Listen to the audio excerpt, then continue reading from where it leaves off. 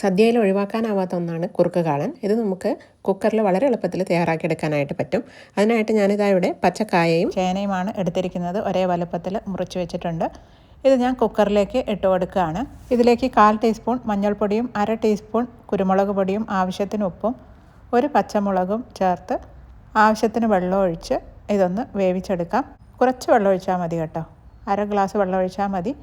ഒറ്റ വിസിൽ വരുത്തി ഇതൊന്ന് വേവിച്ചെടുക്കാം. ഇത് വെന്ത് വരുമ്പോഴേക്കും അരപ്പ് തയ്യാറാക്കാനായിട്ട് 3 ടേബിൾ സ്പൂൺ ചിരകിയ തേങ്ങ എടുത്തിട്ടുണ്ട്. ഇതിലേക്ക് പച്ചമുളക് ഒരെണ്ണം ചേർക്കുകയാണ്. ഇത് എരിവിനാവശ്യമായത് നിങ്ങൾക്ക് ചേർക്കാവുന്നതാണ്. ഇതിലേക്ക് നമ്മൾ മുളക് പൊടിയൊന്നും ചേർക്കുന്നില്ല. 1/2 ടീസ്പൂൺ ചെറിയ ജീരകവും ആവശ്യത്തിന് വെള്ളവും ചേർത്ത് നല്ല സ്മൂത്ത് പേസ്റ്റായിട്ട് ഇതൊന്ന് അരച്ചെടുത്ത് കൊണ്ടുവരാം.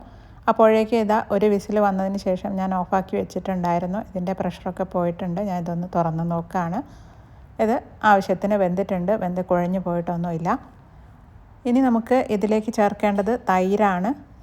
ഒരു 3 ടേബിൾ സ്പൂണോളം തൈര് ചേർത്ത് ഇത് നല്ലപോലെ ഒന്ന് തിളപ്പിച്ചെടുക്കണം. തിളച്ച് വരുന്നത് വരെ കൈവിടാതെ തന്നെ ഇത് ഇളക്കി കൊടുക്കണം. ഇല്ലെങ്കിൽ തൈര് പിരിഞ്ഞു പോകും. തിളച്ച് കഴിഞ്ഞാൽ പിന്നെ പിരിഞ്ഞു പോവില്ല. തിളച്ച് വരുന്നത് വരെ നല്ലപോലെ തന്നെ ഇളക്കി കൊടുത്താൽ മതി. ഫ്രിഡ്ജിൽ വെച്ചിരിക്കുന്ന തൈരാണെങ്കിൽ നേരത്തെ തന്നെ എടുത്ത് പുറത്ത് വെക്കണം, തണുപ്പ് പോകാനായിട്ട്. അതിന് ശേഷം മാത്രമേ ഇതിലേക്ക് ചേർത്ത് കൊടുക്കാവുള്ളൂ. ഇതിലേക്ക് കുറച്ച് കറിവേപ്പില ചേർത്ത് കൊടുക്കാം. ഇപ്പോൾ ഇത് നല്ലപോലെ തിളച്ചൊന്ന് കുറുകി വന്നിട്ടുണ്ട്. ഇനി ഇതിലേക്ക് നമ്മൾ അരച്ച് വെച്ചിരിക്കുന്ന തേങ്ങയുടെ മിക്സ് ചേർത്ത് കൊടുക്കുകയാണ്. ഉപ്പ് നോക്കിയിട്ട് ആവശ്യമാണെങ്കിൽ ചേർത്ത് കൊടുക്കാവുന്നതാണ്. തേങ്ങ ചേർത്ത് ഒന്ന് തിളപ്പിച്ചെടുത്തതിന് ശേഷം ഇതിലേക്ക് 2 നുള്ള് ഉലുവാപ്പൊടി കൂടി ചേർക്കാം. ഇതിൻ്റെ ടേസ്റ്റ് കൂടാനായിട്ട് ഉലുവാപ്പൊടി ചേർക്കുന്നത് ഒരുപാട് നല്ലതാണ്. ഉലുവാപ്പൊടി ചേർത്ത് ഒന്ന് മിക്സ് ചെയ്തതിന് ശേഷം നമുക്കിത് അടുപ്പിൽ നിന്ന് മാറ്റി വയ്ക്കാം. അതിനുശേഷം ഇതിലേക്ക് വറുത്തിടാണ് വേണ്ടത്. ഇത് തണുക്കുമ്പോഴേക്കും ഒന്നുകൂടെ ഒന്ന് കുറുകി വരും കേട്ടോ. അപ്പോൾ ഇതാ വറുത്തിടാനായിട്ടൊരു പാൻ വെച്ചിട്ടുണ്ട്. അതിലേക്ക് 1 ടീസ്പൂണോളം വെളിച്ചെണ്ണ ഒഴിച്ച് കൊടുക്കുകയാണ്. വെളിച്ചെണ്ണ ചൂടാകുമ്പോൾ ആവശ്യത്തിന് കടുകിട്ടൊന്ന് പൊട്ടിച്ചെടുക്കാം. അതിനുശേഷം 2 നുള്ള് ഉലുവയും കൂടി ഇതിലേക്ക് ചേർത്ത് കൊടുക്കാം. ഇനി വേണ്ടത് വറ്റൽമുളകാണ്. 2-3 വറ്റൽമുളകും കുറച്ച് കറിവേപ്പിലയും കൂടി ഇതിലേക്ക് ചേർക്കുകയാണ്.